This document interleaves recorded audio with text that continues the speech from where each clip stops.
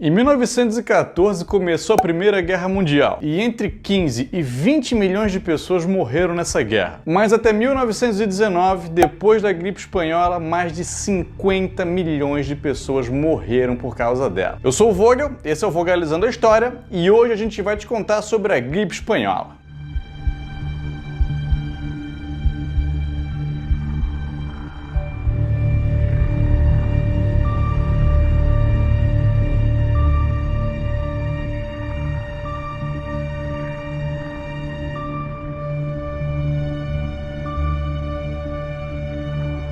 Todo mundo já deve ter pego uma gripe na vida. Aquela febre xarope, dor de garganta, tosse catarrenta, nariz ranhento. É uma doença bem comum e que na maioria das vezes é até desvalorizada. Mas a maior pandemia que a gente teve no mundo foi de gripe, que foi a tal da gripe espanhola. Na verdade, ela não começou na Espanha. Ainda se debate se ela começou nos Estados Unidos, na França ou no Reino Unido. Mas como ela começou em época de guerra, os governos tentaram não alarmar a população. Logo, os meios de comunicação não falaram nada sobre essa maligna que estava matando geral. Um país que era neutro na guerra, tinha uma imprensa livre e estava sofrendo na mão dessa maligna era a Espanha. O rei Afonso XIII foi contaminado. Logo, a Espanha começou a disseminar a notícia de que tinha uma doença matando todo mundo por aí. Não demorou então para começar a chamar essa gripe de gripe espanhola. Pô, tô suando nas canelas, cara. Pois é, a cara também tá. O meu problema é o cabelo, porque aí o cabelo começa a molhar e começa a cair. A cabeça tem um formato ruim, cara.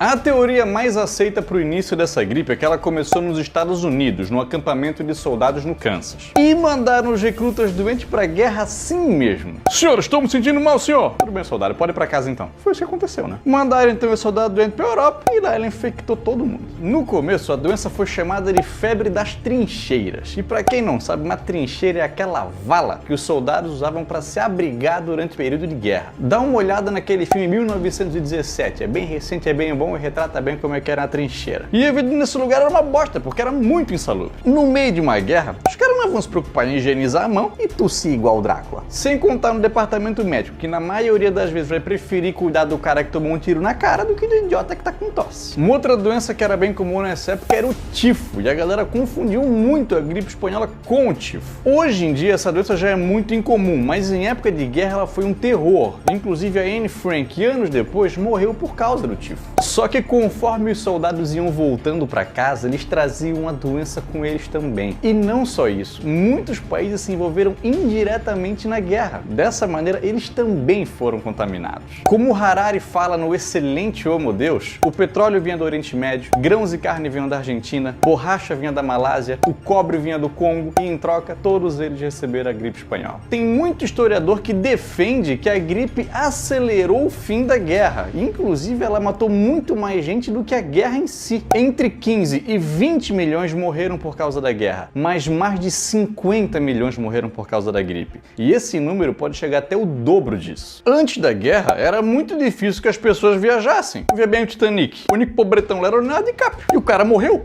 Morreu, a gente sabe muito bem por quê. Maldita Kate Winslet, cara, não deixou um espacinho pro cara. Pobre é assim, nunca viaja. Quando viaja, morre. Ou então é roubado, na Bélgica. Mas com a guerra, pessoas do mundo inteiro eram deslocadas dos seus países e depois voltavam. Aí o cara lutava lá na Europa, era infectado e trazia o vírus consigo para casa. Logo, a gripe espanhola virou uma pandemia e estava em todos os continentes do planeta. No total, foram 3 ondas da doença. A primeira, que foi a mais branda, foi ali no comecinho de 1918. A segunda delas, bem mais violenta, foi de agosto até novembro daquele ano. A terceira foi no comecinho de 1919 e só terminou no mês de maio. Ela pode ter infectado 500 milhões de pessoas no mundo inteiro e chegou a matar 5% da população na Índia. Na Oceania ela também foi violenta, principalmente nas pequenas ilhas de lá. 20% da população da Samoa foi morta por causa dela. Isso é equivalente a 1 a cada 5 habitantes. Imagina o climão. E na Rússia ela também merece destaque. Não podemos esquecer que em 1917 aconteceu a Revolução Russa, uma das mais importantes da história, onde os comunistas tomaram o poder e mataram o czar. Só que essa mudança fragilizou vários sistemas sociais do país, inclusive a saúde. Para piorar, os caras também tinham se envolvido na Primeira Guerra Mundial e aí chega a gripe espanhola coroando tudo isso. Totalmente despreparados para lidar com qualquer situação, mais de 3 milhões de pessoas morreram na Rússia.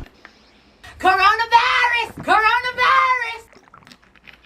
A parada é que muitos adultos jovens morreram para essa doença. Quando você é velho, idoso, debilitado, é compreensível que a pessoa padeça perante uma doença. Mas quando tu é jovem, com um histórico de atleta, é um choque muito grande quando uma gripe te mata. No dia 28 de setembro de 1918, na Filadélfia, os caras resolveram fazer um evento para angariar fundos para a guerra. Ia ter um desfile militar e 200 mil pessoas foram lá para prestigiar isso aí. Uma semana depois, 4.500 pessoas já tinham morrido. Todos os leitos do hospital estavam ocupados. Que lição que a gente aprende com isso? Não vamos se aglomerar em tempo de doença, caralho. Quem aprendeu isso muito bem foi o Max Starkloff, que era uma espécie de secretário de saúde da cidade de St. Louis, que quando viu que a doença tinha chego na cidade dele, fechou qualquer tipo de aglomero. Ele mandou fechar escola, teatro e até ida na piscina. Boa tarde, boa tarde. Boa tarde. Vocês não estão sabendo da recomendação, não, que é pra ficar em casa?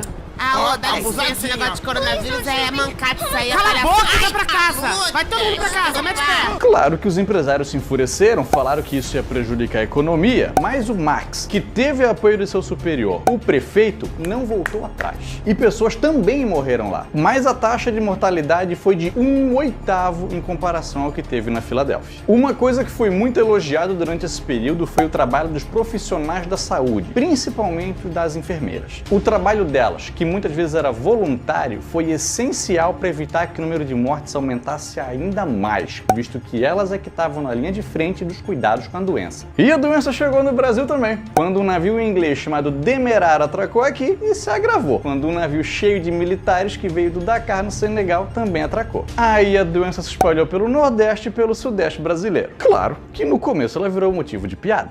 Precisa de muito mais do que uma gripezinha para me derrubar? E aí morria. Até o presidente eleito morreu, cara. O Rodrigues Alves não conseguiu assumir o mandato para qual ele foi eleito. Foram 35 mil mortos só no Brasil. Às vezes famílias inteiras. Tem gente que diz que não dava tempo de fazer caixão para todo mundo e relato de que os corpos eram recolhidos de carroça. Tem até um jornal da época que relatou que a polícia estava obrigando os cidadãos a trabalhar de coveiro no cemitério da cidade. Por outro lado, saiu um artigo em um jornal dizendo que essa doença era uma criação dos alemães, que estavam usando os seus submarinos para espalhar essa moléstia pela costa dos outros países. Até chamaram os caras de sabichões teutônicos. O que será que é um sabichão teutônico? Você vai ficar ofendido se alguém te chamasse de sabichão teutônico? Talvez eu ficasse ofendido pela minha ignorância, você não sabe.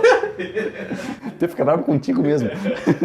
Após ver a gravidade da situação, o pânico se instaurou. Não se falava em outra coisa nos jornais e uma série de remédios caseiros começaram a ser divulgados. Muitos deles que não faziam nem cosquinha no vírus da gripe. Um deles era misturar mel, limão e cachaça. Só o brasileiro mesmo para tentar matar a gripe espanhola com caipirinha. É nesse momento que se torna essencial a gente entender a importância da vacina. A gente já falou aqui de quando o governo brasileiro tentou obrigar a população a tomar vacina e deu uma confusão generalizada no Rio de Janeiro. Mas até hoje tem gente que ainda se nega a se vacinar. A OMS já declarou que o movimento anti-vacina é uma das maiores ameaças à saúde mundial. E claro que não existe vacina para tudo, mas para aquilo que tem, é bom a gente tomar. Esses dias o Rafinha tava com cachumba. Quem que pega cachumba, cara? Depois de grande eu peguei catapora. Porra, vai ser burro assim na cadeia, cara? Em 1979, a OMS considerou a varíola como uma doença erradicada. E isso só foi possível graças à imensa campanha de vacinação que foi feita. A varíola, só no século XX, matou 300 milhões de pessoas. Um dia ela foi um terror para o mundo e hoje não é mais.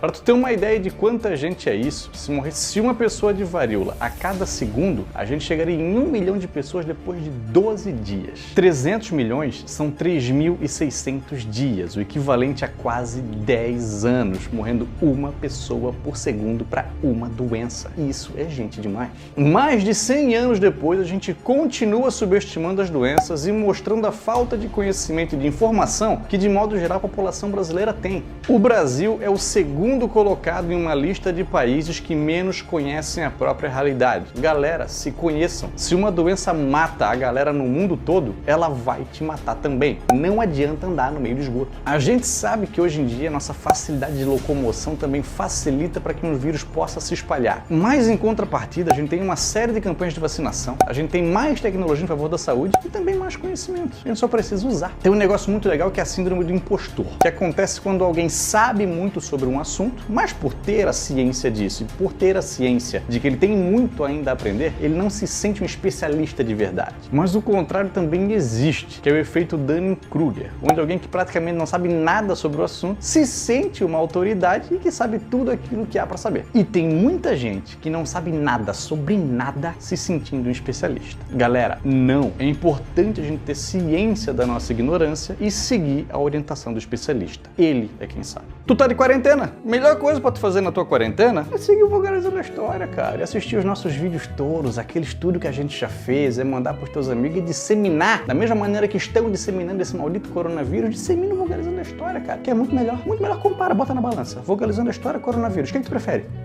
Tu é um jeito. Beijo, vamos se amar.